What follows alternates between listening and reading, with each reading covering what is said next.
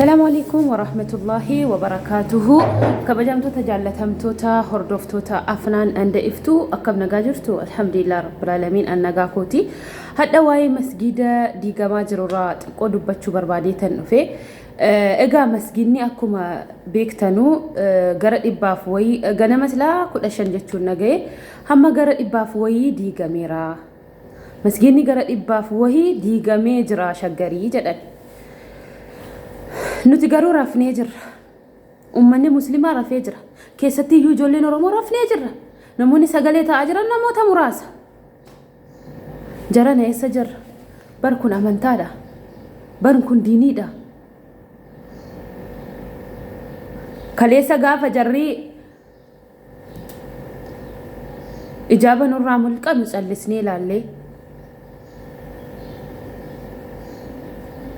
mana barumsaati gizee jarri nu ayyatanu barum yani giddeetaan ayyatamuun qabu beeka giddeetaa sin ayyatamuun qabdanu muslim akul muslim kan jedhameef maaliif sagaleen taane nuti kaleessa waameeq gizee ummata muslimaa irratti hojjetamu callisnee ilaalle hadha garuu mana jarana masgida qofaa miti kan diigamaa jiru quraanillee kabajan xiqqeenya jechuudha nu xiqqeessuu gaayaa ga'uu jechuudha nu kabajuu dhiisuu gaayaa ga'u nu tuffachuu gaayaa ga'u jechuudha. Quraana otuu keessaan baasiin quraana awwaaraadhaan quttoodhaan wal makaaran jechuudha. Quttoo irratti gadi diigaaran jechuudha mana. Garuu nuti ammas rafnee jirra. Weenku dammaqaa yaa ummata masgiinni giddeeta safara kee ta'uu hin qabu. Giddeeta naannoo kee ta'uu hin qabu. Masgiinni Dubaa yaa nana laallata. Filistiimii gaafa sagalee taanu koo nuti achitti Filistiimitti dhalannee fi miti garuu dhukkubni muslimaa dhukkuba kooti jennee waan amannuuf waan nu dhukkubuuf waan nutti dhagahamuuf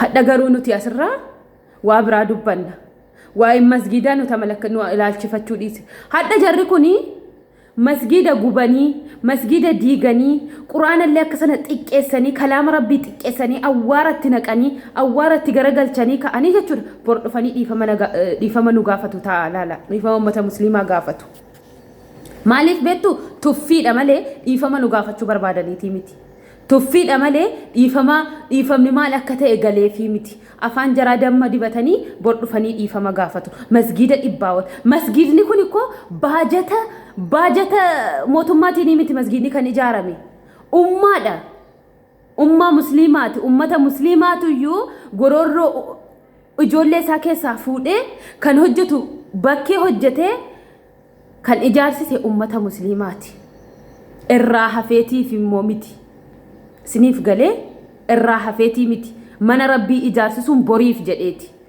kan inni ijaare hadha garuu gizee diiganu akka waan halkan tokkotti masgidni kun hundi akka waan halkan tokko ijaarameetti guyyaa tokkotti masgida meeqa diigaa jiran maaliif higgawaxxiidha maaliif shaggariin katamaa fakkeessuuf fooqii ijaarsisuuf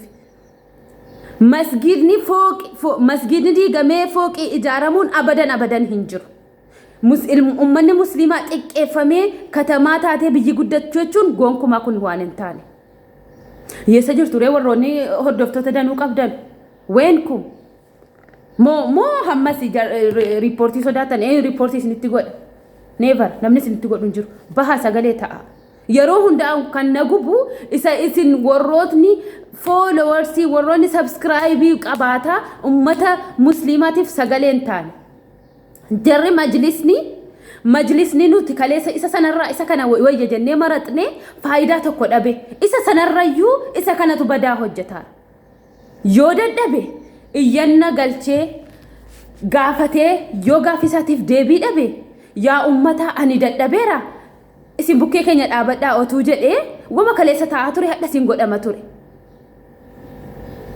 ituu gizee masgidni tokko reef diigamu gaafii kootiif deebii naan kennine nuti miknaatum nuti kan maraxnee achi keenyeef ikko gaafa akkanaatiif yoo nuun taane leesh maraxaman leesh jijjiirraan barbaadame ree maaliif jijjiiraman ree hammas taanaan dhiifama jarri akka dhufanii gaafatanu oksin billaan an beekaan dhiifama dhufanii miknaatum balleessanii kaanii dhumarra dhiifama gaafatu dhiifamni kun masgiidni diigame quraanni awwaaraa keessa gale masgiida akka sanatti deebisanii kaasanii quraana yoo deebisanii bitanii bakka buusanii isa sana sachii baasanii yoo hin taane dhiifamni tokko dhiifama kan godhamu iyyuu hin jiru warroonni sagalee keessan dhagahamu sagalee ta'a isinirraan qannasu kan baatu silkiidha miidiyaan kun gahee guddaa qabaa hin shakkinaa dheengadda gaafa jarri ortodoksii jechuudha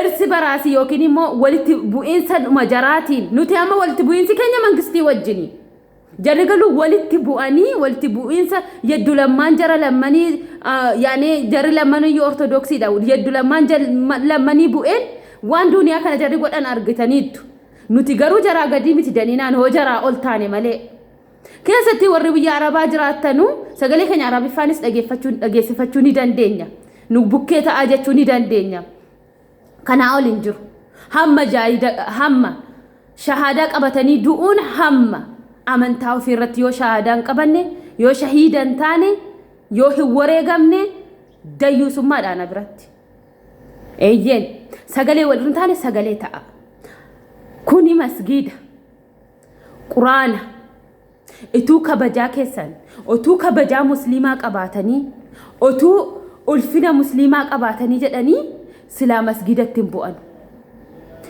hatta higga waxxii osoo ta'ee jechuudha masgiidni kun etuu seeraan ala ta'eeyyuu gadabii kennama hagasitti yoo higgaawiin kone hin diigama jedhanii murteessu turan malee hin haamaaranii bara akka nama minaan haamu masgiida keessa ka'anii haamaa jiran kun masgiida jechuun nuyiif hospitaala masgiida jechuun nuyiif mana barumsaati mana beekumsaati mana aara galfiiti mana dannee boonyeetti kadhannee argannu eeyyeen masgiidni nuyiif akkasi kanan garuu kana yoo atattamaan hin dhaabsifne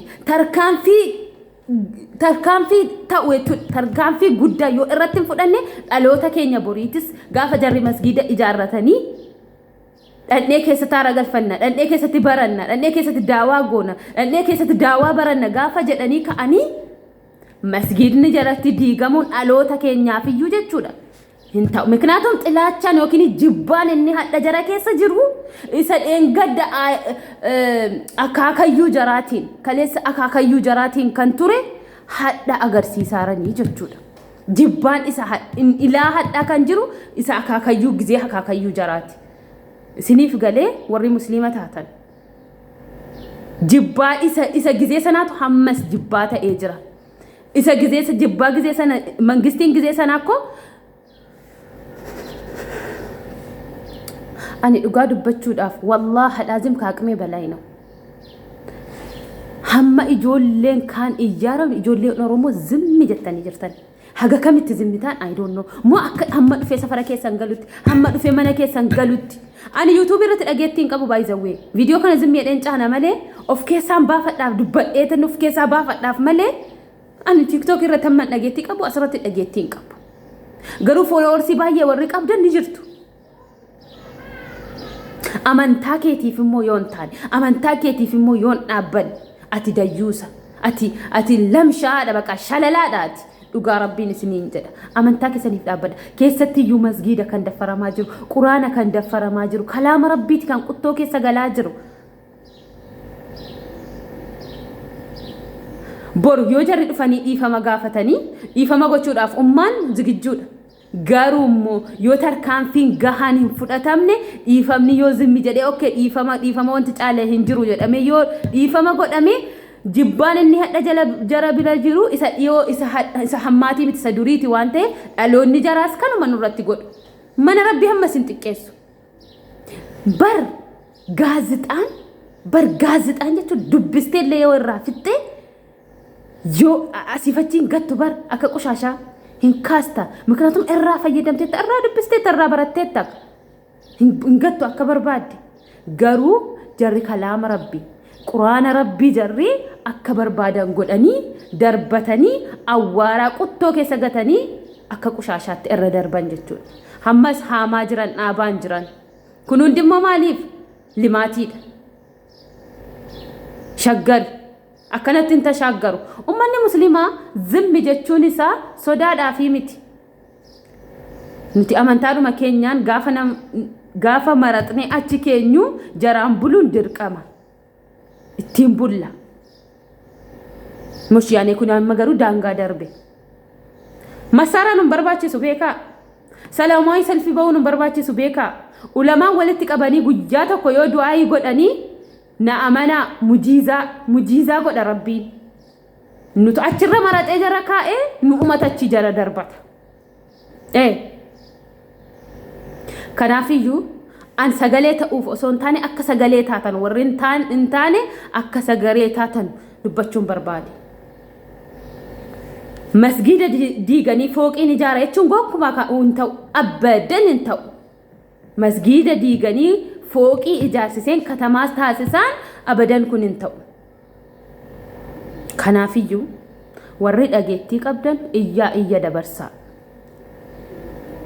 Barumsa jara sanarraa fudhaame akka jarri miidiyaatti godhan gara 100 olii fooloo irraa kaafatan Abiyyi irraa. Gara 100 olii halkan tokkittiitti jechuudha fooloo isarraa fooloo feesbuukii kaafatan. An fooloo kaafadhaa isiniin jedhaan jiru. Iyyaa warri dhageettii qabdan masgiidaaf dhaabbadhaa. Quraana rabbii salphisamaa jira. Quraana rabbiitiif dhaabbadhaa. Sanan ta'u taanaan garuu mana keessanii haa galu. Gaafa masgiida osoo hin taane manni nuu kan diigamaa jiru gara caalu mana musliimaati. Zimmi jennee dhiifne gaafa sana. Higga waxxiidha hoo jennee.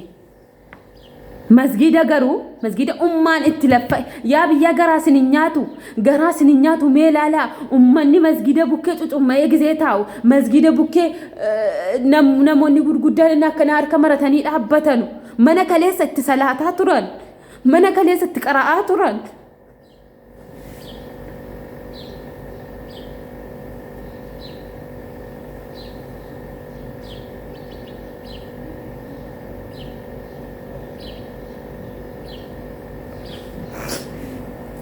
Mana kaleessa itti qara'aa turan. Mana kaleessa itti salaataa turan. Hadha gizee jalaa diigamu ishee eessa hadhaqa nure? Eessatti hadhokata nure? Eessatti of hadhoksa nure? Dhukkuba jaraa eessatti himata nure? Eessatti akkamama nure? Jiru.